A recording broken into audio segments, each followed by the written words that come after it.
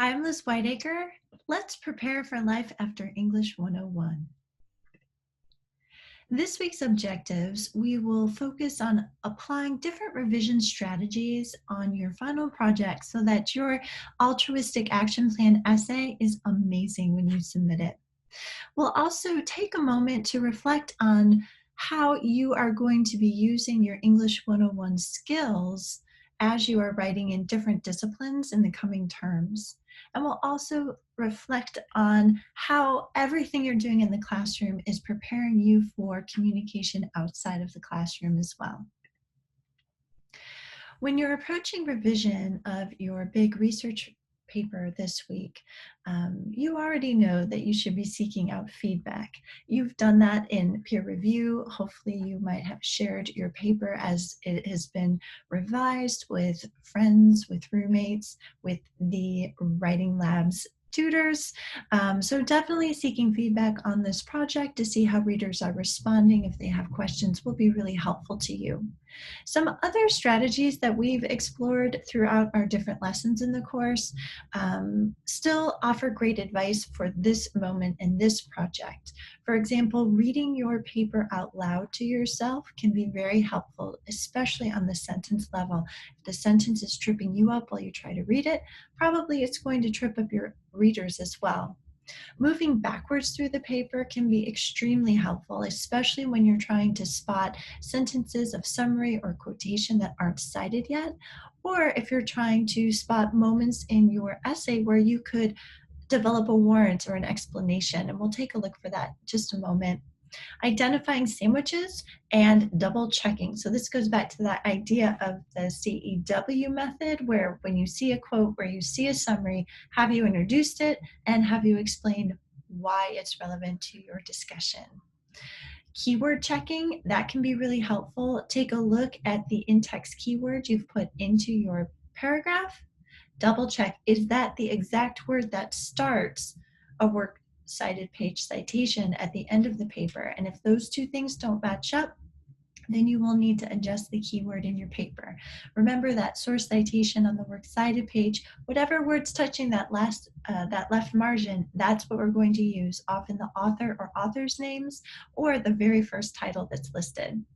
Doing a graphic check. As you can see here, I have a caption for this lovely revision graphic. Love the letterpress. I hope you check out UIndy's Hullabaloo Press while you are in school here and see what fellow students are doing in terms of the letterpress.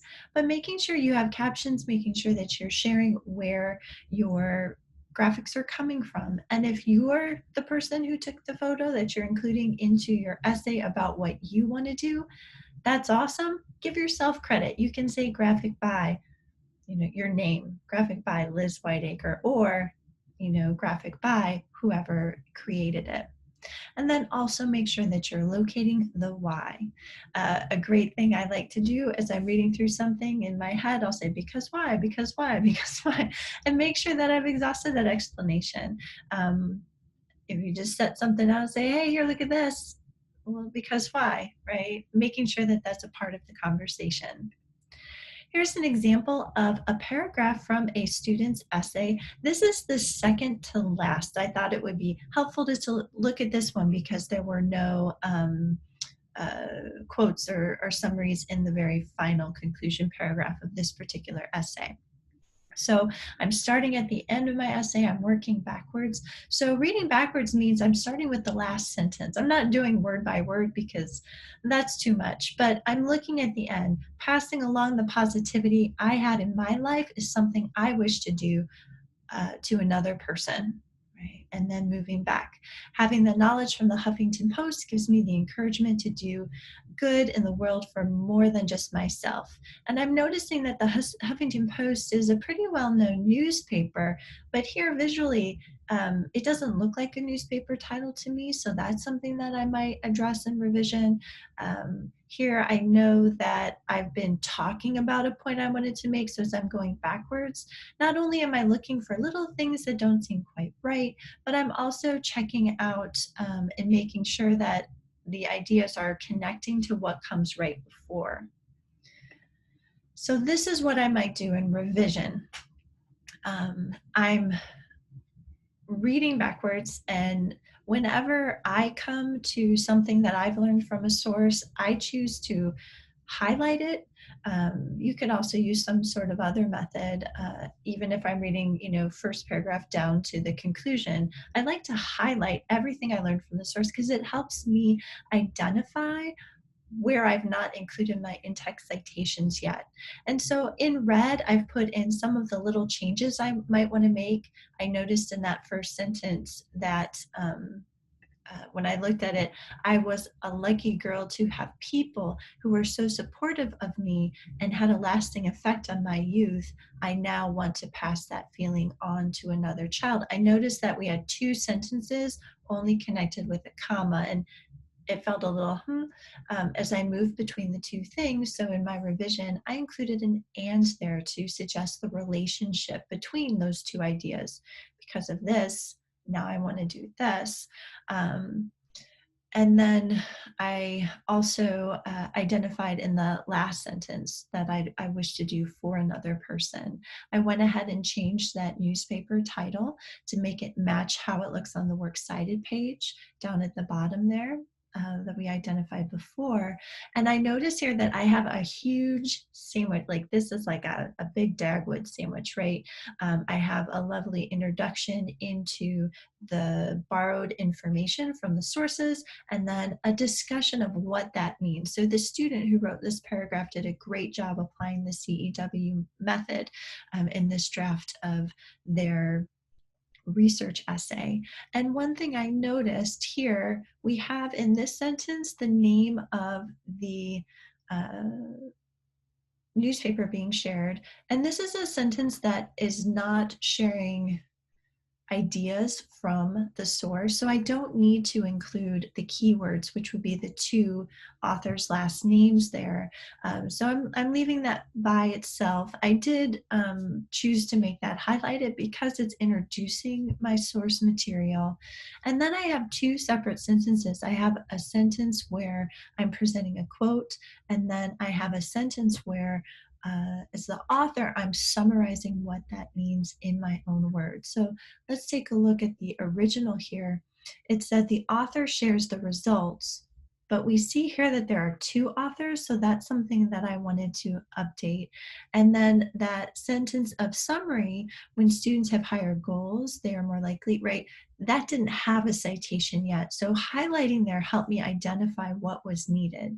So I went ahead and just put the name of the two authors instead of the authors, and then I dropped the citation at the end because I'm introducing this to my readers. And then for variety, that second sentence of summary, I put in the keywords at the end in a parenthetical citation, and I also edited that the T was missing there.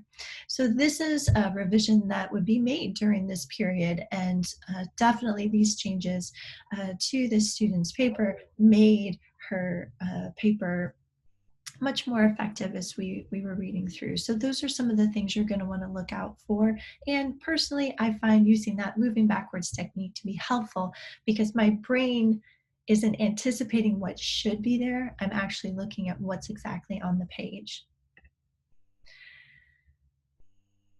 So you're revising, revising, revising.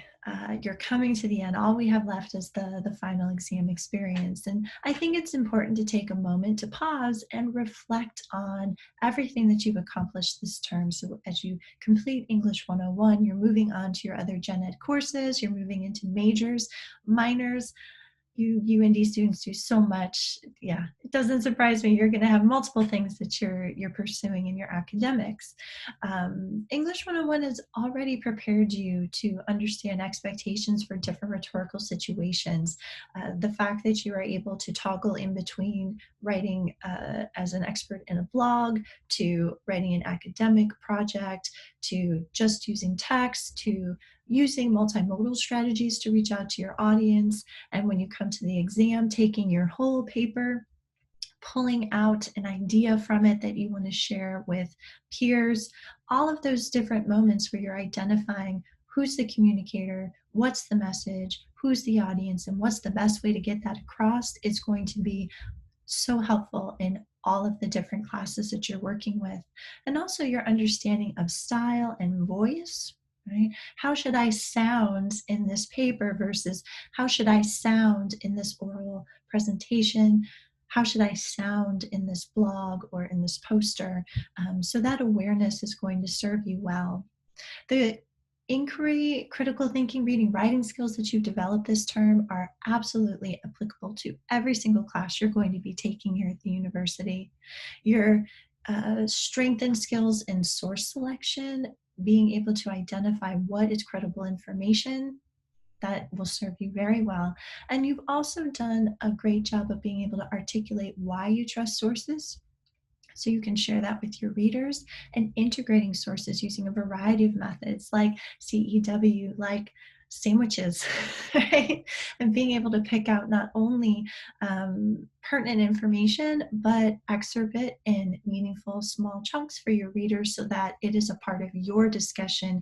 You're not just saying, hey, look at that, look at that, look at that, with these big chunks coming from other sources. You're also flexible in your mode, and by mode we mean different types of writing. You can go back and forth between more casual writing and more academic writing. You can also think of mode as how you're getting your information out there. So longer projects, shorter essays, blog posts, lots of different strategies that you can apply in your different courses. And finally, troubleshooting. Goodness, you created a blog, and many of you had not done that before. And not only were you wrestling with how do I get across my point in a meaningful way to my readers, but also just structurally, how do I make my blog look like this? And so being flexible, being creative, and answering those questions and seeking that out yourself, you got it. It's going to be a breeze, the rest of it. Now look, you're not seeing, funny, same slide, different title, because all of these things we've just talked about are going to be strengthened in the classes that you take in the coming years, and all of them are applicable to the writing you're going to be doing outside of the classroom for personal reasons and for your career. So when as you're thinking about moving outside of the classroom, I think it's important that you really give some time and attention to your practice. And by practice, we mean, where do you write? What's your environment for writing? What time of day? How much time do you give yourself in order to go through your entire process? Waiting to the last minute, we have discovered in our past years, is not the best for producing amazing work. Right? You might think, oh, this is awesome at midnight when you hit the send button. But boy, if you go back and read it the next day, that this is awesome was that adrenaline rush of finishing, not necessarily commentary on your prowess as a writer. So thinking about your practice, finding what works well for you, scheduling time to write, and giving time for process, the time to invent what are you going to write about, time to draft, time to get feedback, time to revise, so that you're always producing your best work. And obviously, different types of writing will take different types of time and attention. The application, right? Going to the right way to send your message is going to be important, and being fearless about what is the best way to send my message on this particular audience in the situation.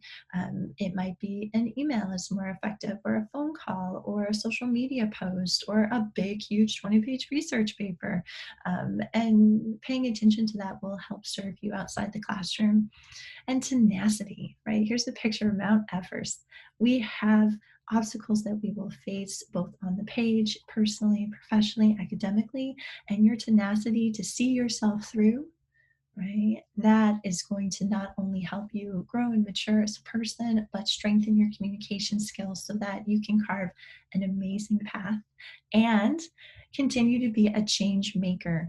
We focused on what small things we can do, what big things we can do to make changes, not only in our communities, people we know and love, the world, but also in our acts of communication. And so staying committed to taking that little bit harder path, pushing yourself, putting yourself in situations that might not feel comfortable at first while you're at the university will absolutely help you grow, find new paths.